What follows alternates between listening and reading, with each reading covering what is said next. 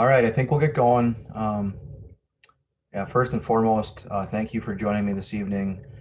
We're here to chat about a project that along with our Yosemite Avenue 21-01 street improvement project. Um, One of the things that we're trying to do is look at resolving some drainage issues that have come up over the past. And kind of that's the purpose of tonight's meeting, is really to chat a bit more about that and give you some insight on what we're thinking, and so on. So I think one of the things that would be helpful for me, so I have it in our notes, is just knowing kind of who you are and where you live first and foremost. So I know if I have a question regarding a specific property and we don't get to chat about it tonight, I can reach back out to you. So and then also uh, one of the things is always helpful is you all have my email address, I believe, in the letter.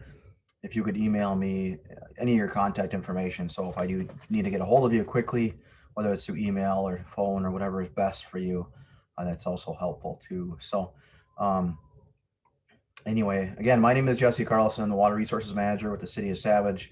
I've been here for about 4.5 years. And since I've been here, we've probably done one, two, three, I think three rear yard drainage improvement projects where we've had kind of just some history of complaints. A lot of our focus also tends to be on stormwater ponds, so I focus a lot of effort there as well. Um, Otherwise, my role and responsibilities in the community is just kind of looking at overall system maintenance, looking at new development, and water quality issues that we have to address as well. So that's kind of my role in the city. Typically, drainage issues do fall in my lap, so I try my best to work with residents to resolve them. So, if we could just go, I'll just call your name off, and if you want to just kind of introduce yourself real quick and let me know where you live, so I have kind of your information. I know who's here. Go ahead, Jeremy. How about you go first? I know we've chatted before. Yeah, thanks. So I'm Jeremy Bilyeu. I live at 14584 O'Connell Road. I've lived in Savage since 2000 and I think it's three. And with that, like Jesse said, he and I have had conversations. Actually, Jesse's predecessors also, with Sam and others. I've had conversations with them too ever since 2003 moving in, just with the amount of water backlog and backup that happens in my property, and it just has a hard time going out. But I don't know if that was too much information to share, but I'm at one No, foot. I'll get it. I mean, I'll get into all that. That's fine. Um, One thing I'll probably just throw out there right away, so people kind of, this tends to be a common question or concern for folks, is are we going to assess you for this project? And the answer to that is actually no. And I'll get into more of the details later on in the conversation. But I just wanted to make sure I was throwing that out there. So specific to the backyard drainage improvements, we're not assessing for this work. The street stuff, obviously, if you're on Yosemite, is a little different story. Saying our city engineer is here, and if there are questions on the street side of things, he could certainly answer those. But how about Jason Oldfather? If you want to go ahead and just introduce yourself and tell me where you live. Down at the bottom.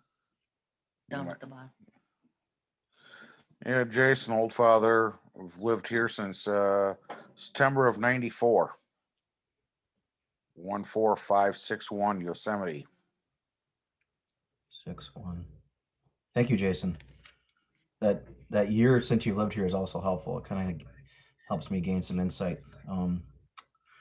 Go ahead. Let's go with Connie. Or Connie, you and I guess obviously your guys are Yeah. together. So I live with Jason, so it's the same information. I gotta love these Zoom meetings. Thank you. Paul, how about you? Oh, you're on mute, Paul. Sorry about that. There we go. How about that? There you go. Paul Grazzini, my wife Deb, we live at 14669. We've been here since October of 95. So right up the top of the hill. Okay, perfect. And you're on Yosemite, I think. I take it? Yes. Yep. Okay. Okay, let's see here. Going through my list. I've got, how about Andrew Huddleston? Yeah, I'm at 14587 Yosemite, and we've been here since 2018, so relatively new. Great. Who else do we have on the call? Is that everybody that I have on the call?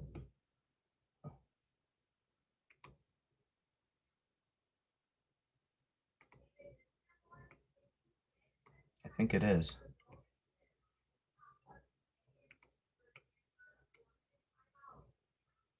Okay, so I'll just get into the project logistics, why we're doing it, a little bit more about the project, what it's going to look like, what kind of inconveniences you might experience, so on and so forth. So this is we'll talk about drainage issues or concerns, kind of what the conditions are out there today, what easements exist currently, and what the proposed improvements will look like. Those existing conditions I was chatting about and some of those drainage issues that we're dealing with. So basically, when you look at this project, I'm going to annotate here. Just bear with me. The drainage issues that I've kind of gotten complaints are, at least in our records, and what I've also got complaints on, seem to kind of reside throughout this general swale area. And so that's kind of where the drainage issues reside. And one of the things I've been looking at the contours as they exist today, and also kind of the original grading plan, it seems like maybe some things weren't quite done per the grading plan, but you can just definitely see you've got a lot of water that flows from the Yosemite Avenue side onto the properties that are on the O'Connell Road side, and then that water essentially flows kind of through these properties, and not really. Ideally, what would happen is they would flow kind of right along the easement here, and then out through this way. That would be ideally what happens if we were, if we were designing this today and looking at a grading plan. That's something that we would try to focus on making that water do. It really doesn't do that. It really flows through these yards. There's really no easement for that drainage, so that's why the city is kind of stepping in and looking at this as more of a regional type drainage issue, and we're trying to resolve it kind of more regionally versus like individuals trying to do individual projects and then not probably getting very good results essentially. Can I just say that we're down at the end at Yosemite? Turn yours off, please. And we've had it for years. We just haven't complained about it probably in 20 years because nothing was done about it. But we Sure. can get up to 3 feet of water and maybe 6 feet wide in the backyard. So it is a drainage issue down at our end as well. Sure. Yeah, and you're at, let's see here. We're that second house up on Yosemite and our whole backyard will get swampy. So you're this one? Yep. Okay, good to know. Perfect. So there is a lot of water, just so you know. Yep. Yeah. It makes sense. That based on the grading plan, I thought that's what's happening. I think you're right on the mark with that. Yeah, I was gonna mention also just because my house is just before the cul-de-sac, and as far as that goes, so I've got two sides that are basically on a hill that the water just kind of sits there, and similar to your location with the at the end there, Connie and Jason, looking at that image that Jesse had before, you can see where it's a bit dark green on your edges there. My actual backyard, I don't water my yard, and it is like in that last image, or even in the images that were provided with us, my yard is like super green compared to that, just because it's soaked, or it's like a big marsh, just with water not being able to pass through as effectively. So yeah, so here's the original grading plan that was approved back in the 90s. Looks like 94. I'm looking at a lot of these notes when these houses were built, and you can see there is a swale that actually was um, shown on the grading plan. And when I look at that actual field conditions, you really don't see a swale through here. See, water tends to want to flow, across the properties like this instead. And if you look at the original contours, which are the kind of more or less the dotted lines, I mean, you can see that there's more or less a depression that probably existed here prior to development that was kind of capturing a lot of that water. And I don't know. And in looking at the site conditions today, it seems like that depression kind of still exists, and it builds up to a certain extent, and then it flows out, as Connie had alluded to. So things just aren't working the way I guess when I look at the grading plan that was approved and comparing to how it's actually functioning today. I see there's definitely an issue with kind of how things are functioning. So getting into a little bit about the project, first and foremost, there are easements through the project, and essentially the easement that we have is kind of along the construction limits to some degree. We've shown here like this, and then on the south, on the east side of the O'Connell side, that easement's actually 30 feet, essentially. So it's quite a large easement that's there for conveying that drainage, but it also kind of gives us that ability to come in here and put in a storm sewer pipe, and without having to get any additional easements. So that's also very helpful in terms of the project's concerned.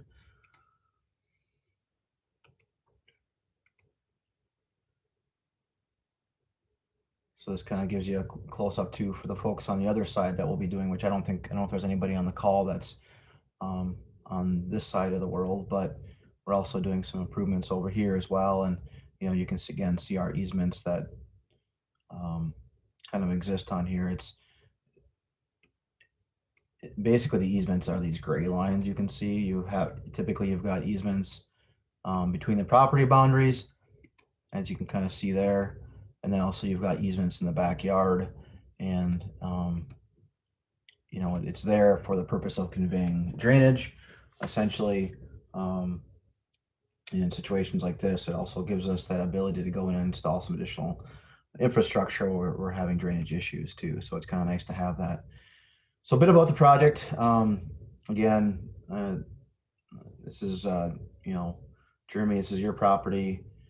And I've got 1, 4, 5, 4, Connie and Jeremy or Jason, 1, 4, 5, 6, 1.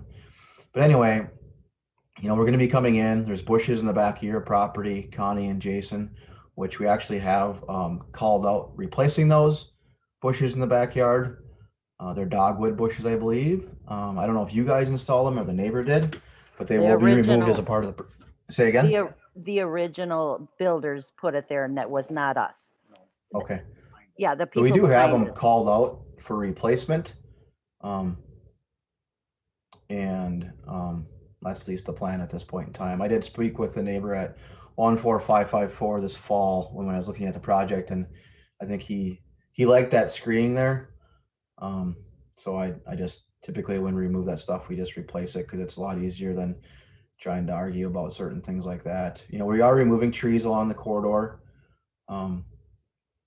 There's several trees through here that we are going to be removing, and then we actually do have a plan in the restoration to replace for some of those trees, just so you kind of have that screening at the end of the day once the project's done. As far as the restoration is concerned, we are planning to sod the backyards.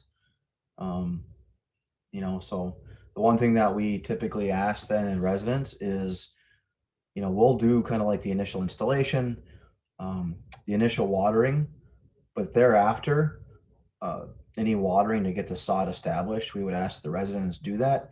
And the reason why we do that with these backyard drainage improvement projects is we just don't have access. So to get a contractor back in here to do watering of the sod is always very difficult. So typically we do ask residents to do that. And, you know, if things don't survive real well, then we've kind of, rely on the residents to make sure that that gets taken care of. So yeah, we kind of need participation from the residents to do a little bit of watering and get this going. So that's the trick there with the sod. Usually we include a little bit of topsoil with the sod, so you've got a good base or foundation for the topsoil as well. So the project itself, get into the storm sewer element of it, is we are going to be going up to catch basin, I should say, Jeremy's property is what I'll use as a reference point. And that's up here at 14584. Cul-de-sac's kind of up here essentially. And we'll be installing a catch basin at this property boundary here. I believe there's a couple maybe sump pump locations, or we'll be tying in those. If you have a sump pump discharge on your property, typically we put in these drain tile stubs, so that way you can tie your sump pump discharge directly into that. So you don't, so you can have a ways to get rid of or discharge your sump discharge water.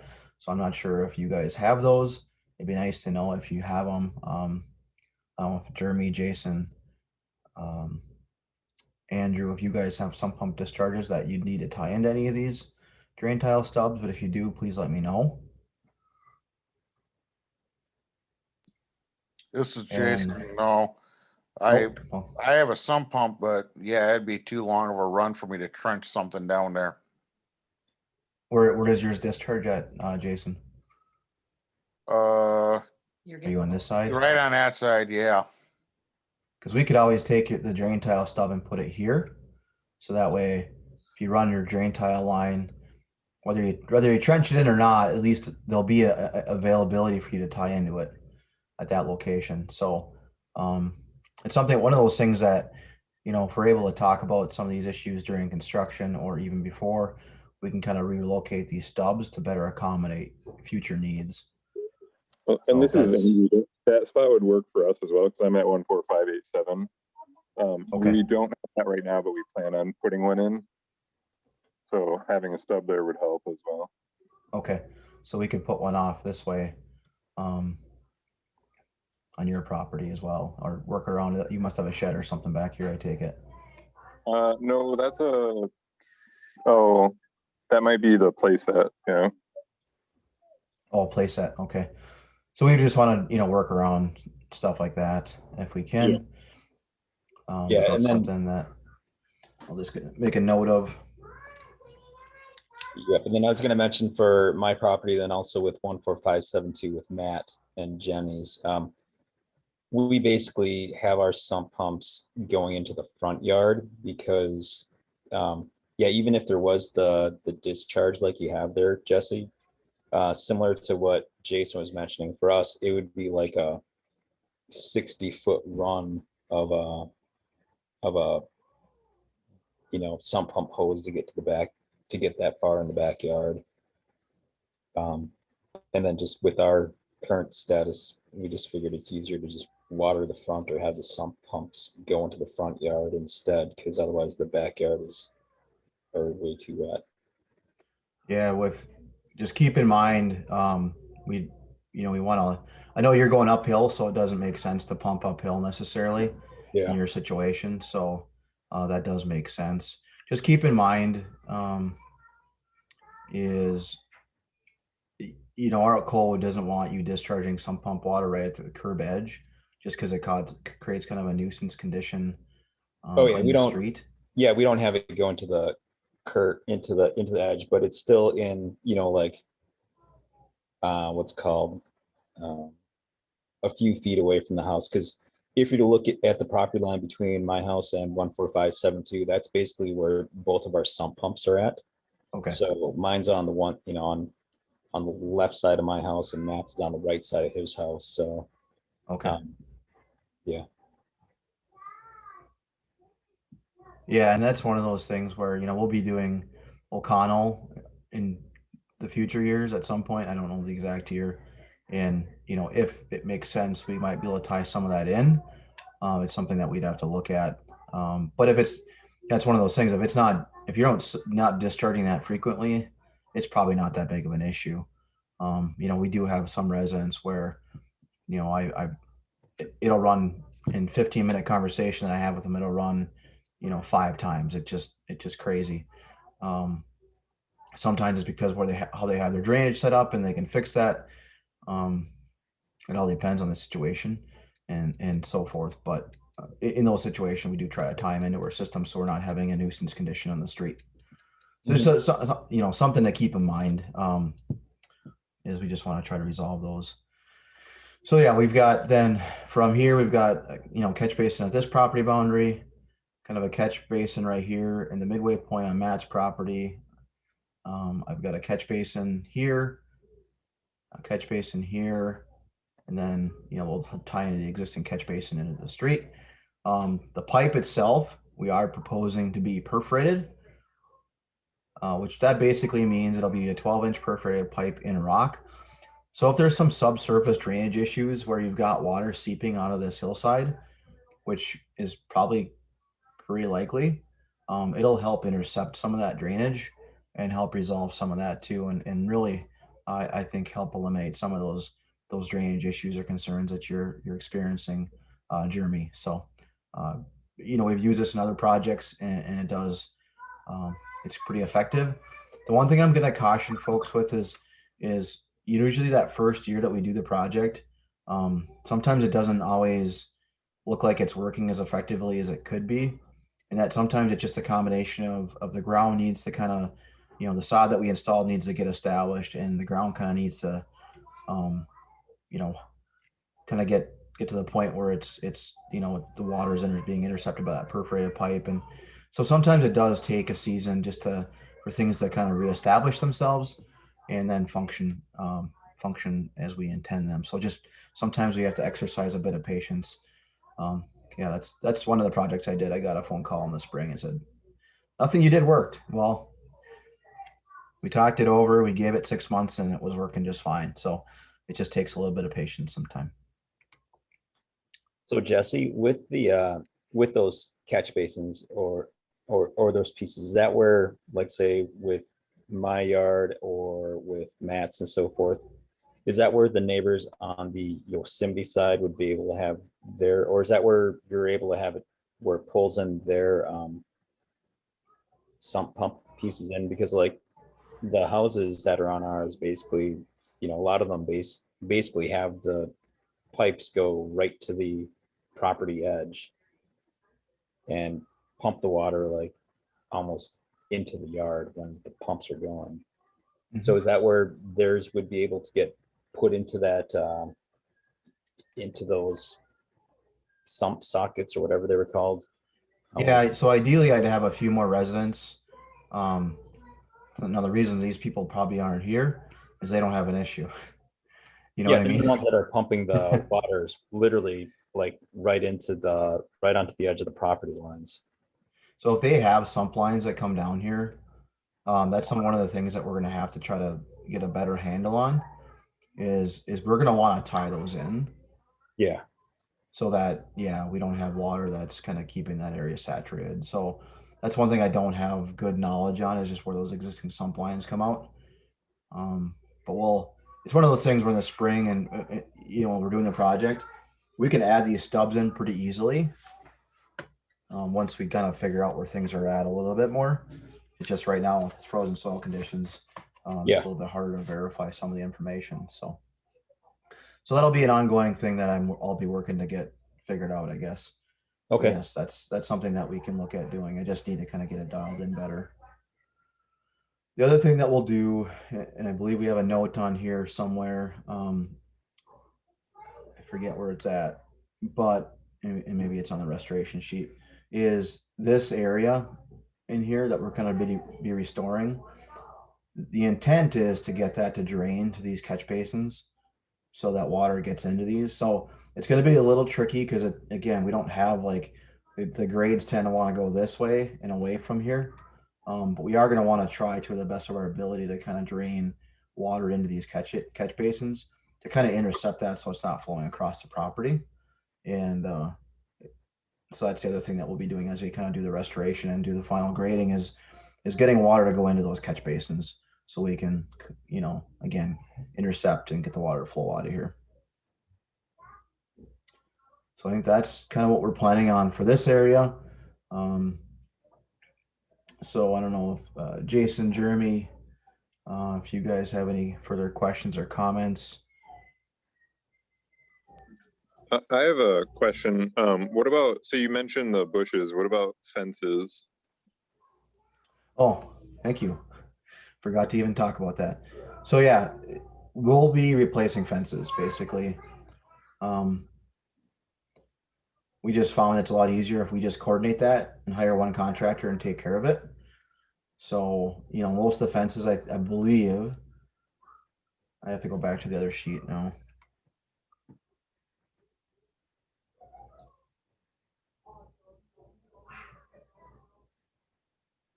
I'm not sure if these folks are here, but I do. We do call out removing our timber retaining wall right here, which we would not plan on replacing. But if there's fences, I was just trying to verify if they were chain link. Like so, we're remove chain link, and then we have we'll replace that as well. So so contractor reinstall chain link fence. So that's something that we usually typically try to do with these projects is replace those. It's just easier if we coordinate it and just absorb it as part of the project costs. I guess it's kind of part of doing business when we're trying to resolve these issues. No, just a word to the wise too. Since there is a wide easement through here, just try to preserve that. We don't like sheds. We do allow fences, but they're from a drainage perspective and my perspective, I hate them. But they're still allowed. So sheds, play sets. If we can keep all that stuff, retaining walls out of those easements, it allows that water to do what it needs to do. Allows it to water to flow to these catch basins. So if you're going to look at putting fences, a shed in the future years, I just ask you that you preserve that easement area so we're not blocking that.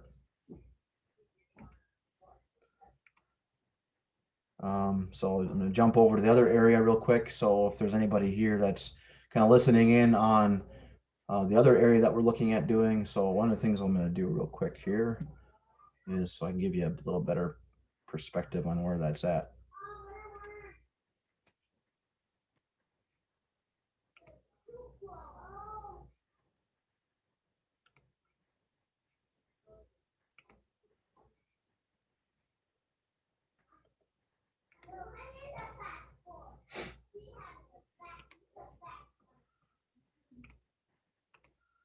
So I'll be wrapping this up pretty soon too. So just.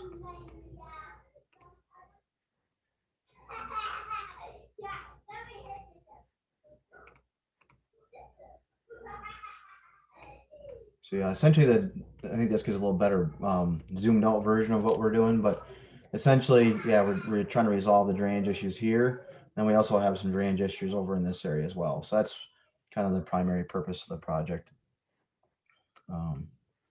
Jump back into my PowerPoint. So that second drainage area that we're trying to resolve is, we have drainage issues essentially right in this area. And then also over in this area as well. So again, this restoration with sod, we're trying to protect the fences in this area as much as we can so we don't have to replace them. And then we're installing some additional storm sewer. So I've been working with the property owner. I believe it's right here at 14685. And I'm working to resolve, he's got a drainage issue right here. So we're putting a catch basin in here, storm sewer pipe, and then doing some regrading. And then also we have got an issue right here with some drainage and we're putting in a catch basin and connecting into, which is an existing 4-inch drain tile there. So that's kind of really the gist of that area. Nothing too complicated. We're accessing through 15753 O'Connell Circle. So if you're the property owner that lives there and you're on this call, I haven't checked who's participating lately, but if you're here, I'd just like to chat with you because I haven't actually been able to connect with you on that access point.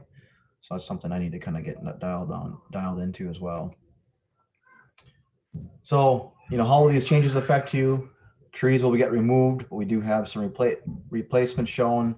As you can kind of see here, these are replacements. Replacements will be with hackberry, some swamp white oaks, and then those red osier dogwood bushes over here. Fences will get replaced. If there's some pumps that we want to get connected, we want to do that as a part of the project. Or we leave stubs for you guys as residents to actually connect into. We don't do the connection. But if there's irrigation systems, please email me and let me know what property you are and if you have an irrigation system, so I can know about it ahead of time. Typically, any irrigation issues, we would ask that the residents make that repair and then send us an invoice, and we just take care of it that way. So whoever you work with on your irrigation system, make those repairs that way. Sometimes we'll have the contractor do it if it makes sense in the field. But we kind of work through that on the field, but a field case sometimes as well. I know last year's project, we ended up having the contractor do it because it just seemed easiest. Hopefully it's an improved drainage situation, so we don't have these drainage complaints that we've had over the years. And again, from Jason and Connie's perspective, we're intercepting some of that water, so you don't have that river flowing through your backyard. From Jeremy's perspective, I know it's pretty saturated and kind of unusable, so we're hoping to improve that. And then just the restoration will be sod, and we just ask again that you do that watering of that sod to help with that restoration. So with that said, I don't have anything else I really wanted to present. I would certainly open it up for questions, and then we can go from there. I guess I got two things. This is Jason. That house that's behind me, I couldn't see the address. 1455 something O'Connell. So right here. I believe they have a irrigation system. They're not on the call, but I don't know if the current homeowner uses it, but the previous one did. So, but I think there's an irrigation system there. Okay. And I will. I guess I'll the other verify. question is, this has been brought up off and on since we've last 20 years. What was the decision to finally get it done? Well, that's a good question. So I think I'll take a stab at that. I think one of the things that we try to do is when we have kind of these recurring drainage issues, and kind of the policy that we've been taking, at least I've been here 4.5 years since I've been here, is that as we do these street reconstruction projects, it's a great opportunity to incorporate these improvements with those projects, because then we get good bid prices. So I've been trying to at least coordinate these drainage improvements with street projects. So typically they do coordinate. And I think, Jeremy, when you and I first talked, I kind of alluded to that, it's something that we can look at when we redo the streets. So that's kind of why I'm tackling this now. As far as why it wasn't done 20 years ago, I think, it's hard for me to answer that because, different staff, different people, different policies, different practices. So I can just kind of speak to what I'm kind of trying to do is being in charge of these drainage issues. I think the other thing I probably should mention is, in the early, I should say maybe the early 2000s, we started kind of setting aside some funding to resolve water quality, drainage, stormwater type issues. So now we have a fund that's set aside that's kind of available. So previously, when this was brought up, the city probably just didn't have the funds to do the project too. So that's kind of the best answer I have on that one. Do you have anything to do with the roadside project that's going on? I don't, but I believe our city engineer is sitting in on the call, and he could probably take some of those questions. Because I guess my question on that is, we're getting tired of people flying by our house at 40, 50 miles an hour. It'd be nice to get some speed bumps in. Yeah, actually I would echo that, and especially, on O'Connell, if you're even looking, like when you're looking at this piece from that stop sign, basically where South Park and O'Connell is.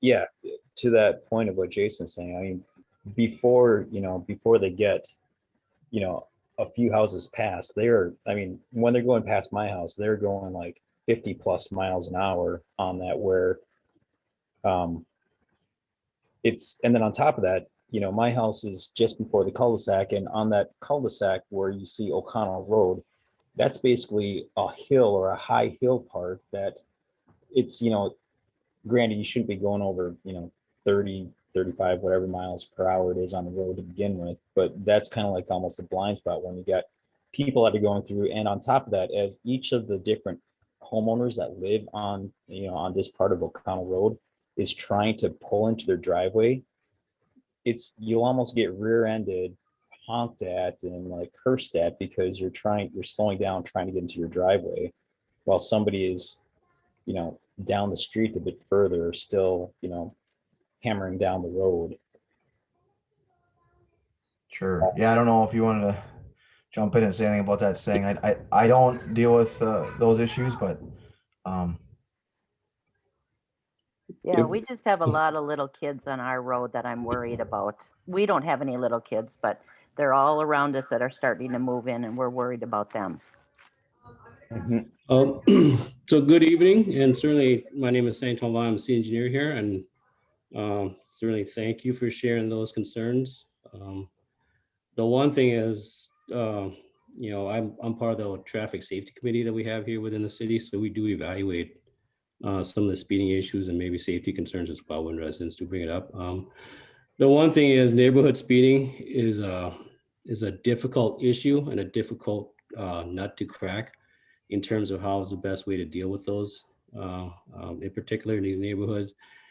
There's two different types of roadways out here. Yosemite is a little bit different because it's more of a residential street. It serves mostly those properties that are along that roadway. So generally the speeders along that roadway are going to be the residents that live in that area. A lot of times what we see is a lot of young drivers, mostly high school kids, that tend to speed through neighborhoods like this or little streets like this. So that's generally an issue. The other one is the O'Connell Road itself. That is a little bit different of a roadway. It is a collector street, so it does funnel a lot of residential streets onto that roadway. So in terms of speeding along that roadway, I'm not surprised. We can certainly, as we move into the summer months here, we can certainly evaluate those roadways. We do traffic studies for roadways just to see what they are, how fast people are going, even the volume of traffic that's going through there. So for Yosemite, I think Yosemite is difficult, and I think a lot of times when I tell residents is, reach out to the neighbors. A lot of times, neighbors start to interact and have face-to-face contact. Generally, that kind of, when you're outside, you kind of see that, and people respect that more in terms of residents. Um, so that's generally difficult. We can certainly look at that. I can certainly put in a request to have speed studies done on those just to kind of see, add to our traffic safety, and I could maybe share that as well. So that's something we can certainly do. O'Connell Road is a little bit different, I think, just because it is a collector street. There's always those types of roadways are going to be some type of speeding, but it's always difficult. And usually the best deterrent in terms of speeds is enforcement. And unfortunately, our police department just do not have the capacity to kind of patrol all these roadways. So um, we do have police presence on the traffic safety committee. So they are generally aware of a lot of these when we do bring it up. They do try to patrol a little bit more, but um, we do have a lot of roadways, so it is difficult for them. So any other questions on that? From a speed bump standpoint, we do have a speed bump policy, but we generally do not install those from a maintenance standpoint. Our public works department, as far as plowing is concerned, do not like that because it does damage their plows, and they have to be aware of those. The other thing is too, is speed bumps, the ones that, when we do, at least I haven't been involved in one since I've been here. But generally with speed bumps, or the folks that live right in front of speed bumps aren't necessarily um, appreciative of the speed bumps just because the amount of noise. You have that braking, the acceleration, as well as cars bottoming out on the speed bumps themselves. And so we always kind of have that, I don't want that in front of my house type of mentality when we do those as well. So, but but I can certainly add that to the traffic safety, and we can certainly, take some counts out there just to kind of see what the speeds and the volumes are like as well. Well, I just know I've had cars spin out, end up in my yard. The guy that moved out that lived across the street had to replace his mailbox at least 4 times from people flying down and couldn't stop on the ice. Totaled his car. Had 1 or 2 cars totaled in his driveway from people. Yeah, it's and I can share the same thing. I live here in Savage, and I live on a curve similar to that northern curve on Yosemite. We live, and it's heading down a hill. I had to replace my mailbox twice as well, regarding cars hitting it. So, it's the folks that are kind of driving, and it's kind of hard to control that. Speed limits within a local roadway is 30 miles per hour, and unless the police is sitting right there kind of ticketing them, it's been a difficult. And there's just, I should say, there's not a whole lot of things within our engineering toolbox that helps with that. It's more education, and it's difficult. And I can certainly share with you that, from a traffic safety standpoint, we deal with that every year, and it seems like every agenda we have involves some type of complaint, especially speeding within a neighborhood. So it is tough. And we have stopped some of the kids, and it's all teenage boys, it seems like. And I have followed them down to the cul-de-sac and said, if I see you again, I will call the police. It helps for a little while, but then it comes back again when their friends come back. Yep. That's certainly what we generally see is that those young drivers, particularly roadways like Yosemite, is the property. Those drivers that live within the neighborhood are speeding by somebody else's house. So you are correct. That's a good observation. Yeah, and then on the Something- flip side, again with O'Connell, since that is more of a thorough way for the most part. Yeah, neighbors on the other side of O'Connell or on the other side of my property, like 14577, 593, 565, they've had to replace mailboxes multiple times, especially if it is a little slick out, because as people are flying down over the hill coming down, it's a lot of times a little too slick that theirs gets hit. Mine sometimes, I've had to replace it a couple of times, and actually I think even Matt on 14572, I think his car got smashed up when it was parked on the street overnight once, just from somebody that was going too fast and didn't see it, even though there's like a light right in between our properties and so forth. The other frustrating thing though is at that point, it's not as, there are still some, younger or teenage drivers, but a lot of it is also like actual middle-aged parents with kids either in the booster seats still, or with teenagers on there, and they're actively honking or yelling and complaining because somebody has to get in. And even in the morning, it's like, if you're leaving to go to work, backing up and starting to drive out, and then you've got somebody who's flying down from O'Connell on O'Connell Road down over the hill. So then they're upset because, you just greatly reduced their speed, and you're just, I'm afraid, or, neighbors also, that they're going to get rear-ended from somebody going too fast over the hill and blindsiding it. And it is a no passing zone, but there's still people that'll zip past and honk, right over top of the no passing zone areas. Yeah, Jeremy, you've kind of touched on it. It's difficult, and even from an engineering standpoint, where I live, our kids, we have a sidewalk on our street on our side, and it's in a curve. So there's been a lot of cars that come up onto that boulevard area. So what we've actually done is when the kids are out playing, because I have 3 younger kids, or they were kind of younger, we would actually park our vehicles out on the street, on both sides, actually, right where the curve is. And so what that does is it narrows the roadway down quite a bit, and so they actually have to slow down. So it almost acts like, if you kind of seen those bump outs that are in some cities where you can see those bump outs where cars get kind of funneled in a little bit, so they get closer together, and they tend to slow down a little bit because of that kind of obstruction. And so that's what we do in our neighborhood is when our kids are playing outside, we move our cars out in the street, park out in the street that we can, and it makes those cars go quite slow. And then there's only really room for one lane of traffic. And so there's another vehicle coming the other direction. One has to wait for the other. So I don't know if O'Connell's that way. I think it allows parking on both sides. I can't recall. Yes, yep, it does.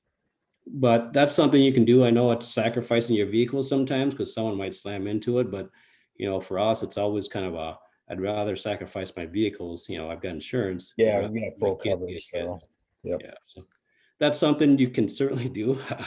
It's not the greatest way to do things, but, sometimes with these drivers, they're not going to read road signs. They're not going to, a lot of the times these kids aren't going to look at a 30-mile-per-hour speed limit and follow it. And so the only way to do it is to kind of put these obstructions out there. So there are some little signs too, you kind of see those little fluorescent little child at play Yeah, signs. that You yep, see with that the they little sell. flags on them. Yeah. You could certainly put them out right by the curb. I wouldn't put them out on the street per se, because we don't like that, but you could put them out by the curb when the kids are playing outside. That kind of directs the driver, there's somebody out there. Now, I wouldn't leave them out there the whole time, just because if drivers get used to seeing those types of items, they'll tend to ignore them again and just kind of, proceed to how they were going before. So just some things. I know speeding is always an issue, but some things that property owners can do to kind of help out with that situation. Yeah. And then I do have a couple more questions, sorry. But since I've got you all also on here, similar to with Jason and others. So on O'Connell, as you're looking at this, at this imagery of it, one of the other things is there's a lot of water flow that comes through this. And Jesse, I think we talked about this before, and I know this probably would be on the O'Connell whenever, if it's a 2021, 2022 type piece. But as far as it goes for like the actual basins that are on the roadside itself, again, where it says O'Connell Road, by that cul-de-sac, that is basically like a hill area. And then everything just kind of, slopes down on my part there. So what happens is, especially if, in the spring, and then if there's any sort of rain, now, let alone if it's a heavy rain, it's basically like a big stream rolling past my house on there. And it was just a matter of, like, right now, whenever there's like a thaw and then of refreeze again, it's a complete ice rink, basically all the way in front of my house, down past Matt's, or past 14572 and everything else. And then I was shooting some video with my phone in the summertime on a light sprinkle, and just trying to show how much, water volume was going through. But it was, I guess, too big of a file to try to send to you, Jesse. Sure. But I guess that's where a question as far as if or when, again, if there's a base, or, whatever those things are called, but if there's one that's able to be put like where your mouse is, maybe just, kind of south of my property a little bit more, so it helps catch a lot of that flow going through. So it's before, everything kind of gets blocked up in front of my house and in front of Matt's house. Yeah, so that's, typical residential streets. I think one of the things is, you're not too concerned if, for instance, there's a little bit of flooding in the street sometimes, because, if it's a low traffic type road, maybe not a big concern. But in your case with O'Connell, where we tend to have maybe some higher traffic flows, and if there's water that's kind of spreading out along the road here, where it becomes a bit more of a traffic safety concern during a rainfall event, that's something that we can take a look at. So yeah, when we redo that O'Connell Road in 2022, I want to say, I might be wrong on the year, so don't quote me on that, is we would look at, we kind of look at the spread, basically is how wide is the water spread out into the road. And if it's a concern, that's something that, especially for a higher volume road like this, potentially we would maybe look at adding some catch basins. But yeah, we would coordinate that with a future project like you kind of alluded to, or like we talked about in the past. So just, yeah, I guess keep reminding me about that and asking about it when when that project comes up and, it's something that I plan to take a look at. Okay, and then back for the the current drain project that's going to be put in place for this. Does it also include going through the back or part of like 5778? So it's basically like from my property, it would be the other pentagon type, um, not the Sheffield's house. The other people, they just moved or just got sold. But yeah, go down to the left a little bit more. Yeah, right there. Because 5778. yeah, because they're also the ones. So Jim and Kathy used to live there, and they basically have their sump pump going right to the corner, pumping into my yard. They're I plan on, I know the Sheffields don't have one, at least according to what they told me. But I believe 5778, I thought they did have a discharge, so we do plan on tying that into our catch basin, correct? okay. And then also with that, because before, I don't necessarily know the new owners because timing and everything else, but with Jim and Kathy, I think it was Jim and Michelle, one or I can't remember. But they were saying that it's also would get a little bit wet like halfway through their property, so that's where I couldn't quite remember how far along that drain project, how far along that 12-inch drain tile was going to go, if it just starts kind of in that corner area or if it starts like midpoint of their property, or which, so almost Yeah, like you where can- the box is, just a little bit lower where it has like that other little ripple ridge in there. There's a high point. This is the high point right here. You can see the contour. And the Yeah, split okay. goes this way and the flow goes this way. So, the one caveat or the tricky part is they put in this nice privacy fence, and I don't want to get into it, to be honest with you. But we do plan on putting a catch basin here and stubbing out a drain tile this direction. And so if they were wanting to, say in future years, look at putting a drain tile in themselves, like a 6-inch or something like that, where they hand dug it to help resolve some of those saturation issues, they could definitely tie into that stub that we're putting here. So that would help them in future years. I'm also kind of hoping that with the project, we're going to be, intercepting a lot of this flow from here down and kind of putting into that perforated drain tile. And then we're also looking to improve the drainage on this side as well. That, given that this is the high point, I'm kind of hoping that this will help dry out that area. But that, I guess the good news, if it doesn't seem to necessarily 100% resolve the issue, they'll have that kind of flexibility to maybe just put in a drain tile along here to tie into our system. But we just didn't want to go all the way to the typically you wouldn't start putting storm sewer at the peak here. This is the high point. You'd want water to flow to a catch basin. So that's why we started our catch basin here. Okay. Kind of hoping, for like, I'm hoping it resolves it, but I think there'll be some opportunities to kind of work through that if it's necessary in future years. So okay, I guess we'll kind of see how that shakes out. gotcha. So since their sump pump kind of runs basically to where the points, everything kind of connects, or literally with Jim beforehand, he had his pump or the sump end like right there on that point. So it was just barely in front of the fence and everything else to my yard, and pumped it in there.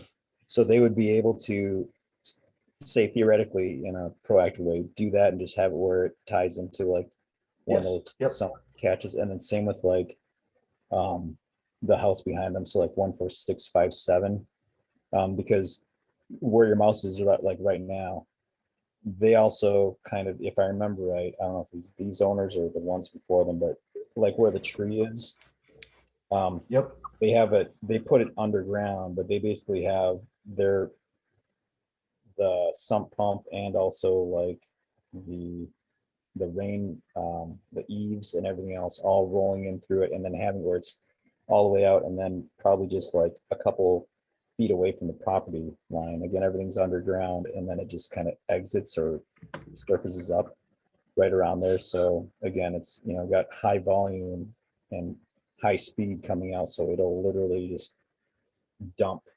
right out. Yeah, you'll have to, do you have their information? You could, if you pass it along, I can try to reach out to them. Otherwise, I can reach out to them directly to see kind of what their setup is and see if we can kind of work through that.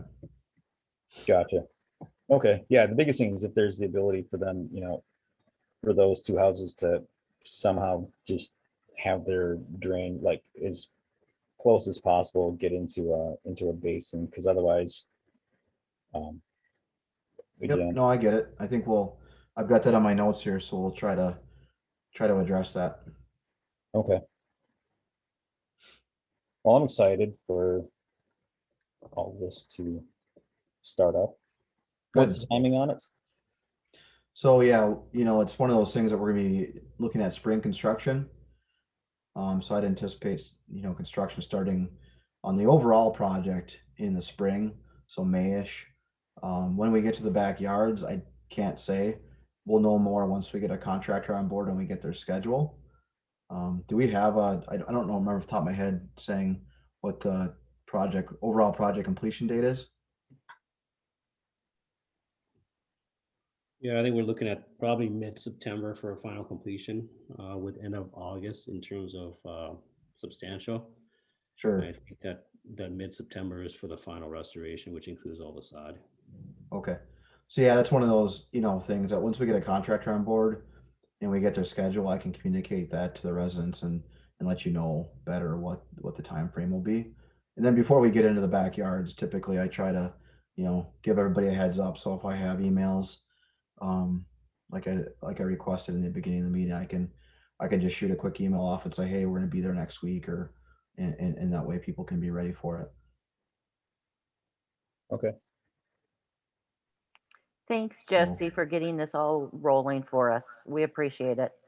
Yep. No, I Yeah, appreciate the definitely. feedback, and I don't know if you talk to your resident or if you talk to your neighbors, and because obviously not everybody's on this call. Encourage them to reach out to me. It's just nice to. I was hoping we get a few more people on this call tonight. It's just nice to have these conversations ahead of time, so I don't have any surprises and anybody screaming at us once we get rolling. So I'll have to do a little more legwork to try to reach out to folks. But if you do have contact information for anybody and you just want to say, hey, reach out to the city, that would be super helpful.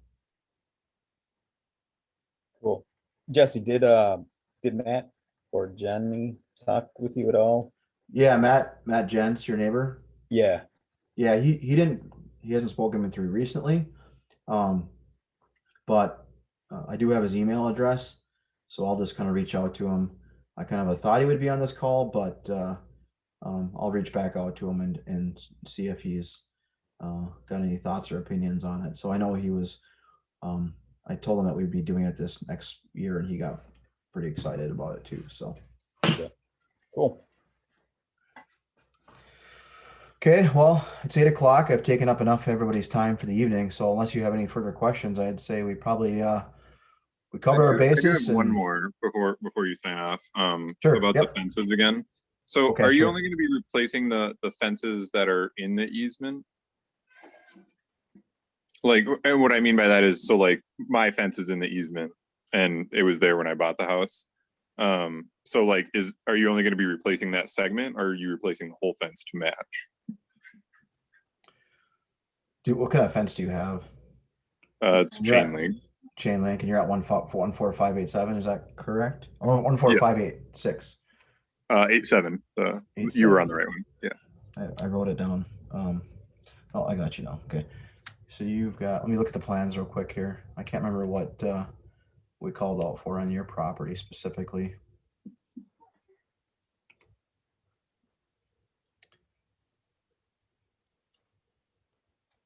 I guess I think I missed the part where you asked for emails. You just want me to paste it in the chat? Yeah, well, however you want to do it. Send me an email or put it in the chat. I can. That way, I'm recording the meeting, so that way I'll have it. Okay.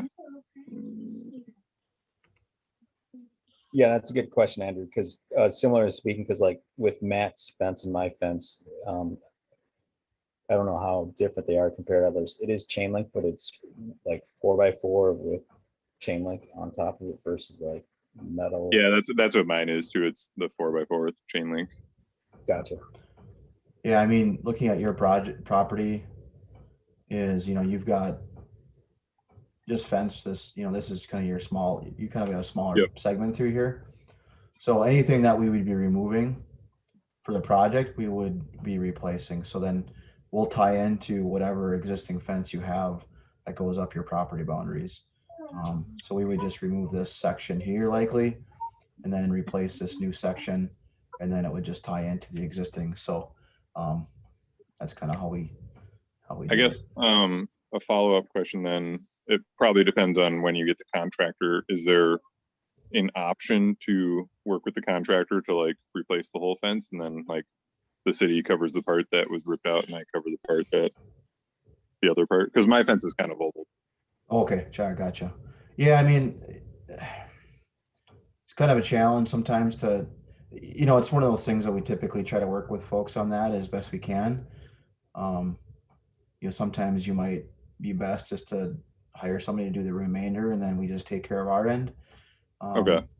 I think the other option might be, and I have to chat more about this with our city engineer, but I suppose an option might be to, again, I don't know what the bid price, usually we get a pretty good bid price overall. So your reimbursement might not be super big. So, because we would just pay you whatever our bid price is for that segment. And so you're probably better off having us just replace it as part of the project. But I can chat, I can come take a look at it. We can chat more about it, maybe offline, just to see what you got going. But I think Okay. the best I can give you for now. But it's, some of those issues we kind of have to work through as we get into them. So. Right. Anything else from folks? Hey, Jesse, is this something that you could share with us, this PowerPoint or some of the pieces, or it's kind of a, no? No, I can send the PowerPoint. Probably the best thing for me is just send the plans to you. Oh, okay. I don't cool. know if you really want the PowerPoint so much. If you just want the plans, I can send those out. Let me know. I can do whatever you guys want. Sounds good. So you can email it to us once we give you our email addresses. Yep. So we So can once I send get it. yep. I think I have yours, Jeremy, though. I think I think you do. I think you have that, my cell phone, my, your firstborn. No, I was kidding. yes, exactly. Everything that I have. Let's see here.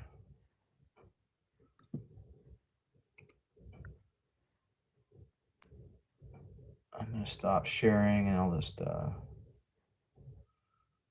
yeah, if you guys want to go ahead and use the chat function to enter your email addresses, that's fine.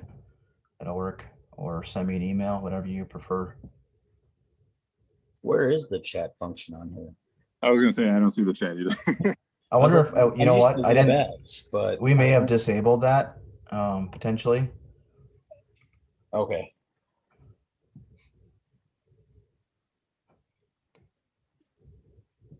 Trying to see reactions.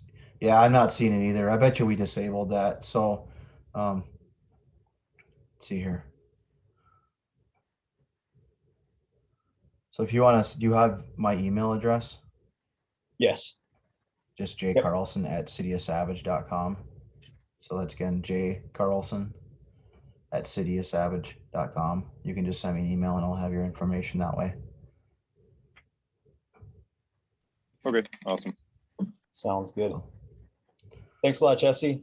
This All right. is super, super hopeful and, feeling like Jason and Connie have said, all these years living here, we're starting to see the light at the end of the tunnel. Yeah, I appreciate, the feedback, can't really say why it wasn't done before, but I kind of gave you my thoughts on that. So we'll I guess we'll stay in touch and just let you know when we're planning on going underway and work through any issues as we need to. So All right. appreciate it. And we'll probably let you go. Thanks, everybody. Have a great night. Yep, Thanks, bye. Jesse.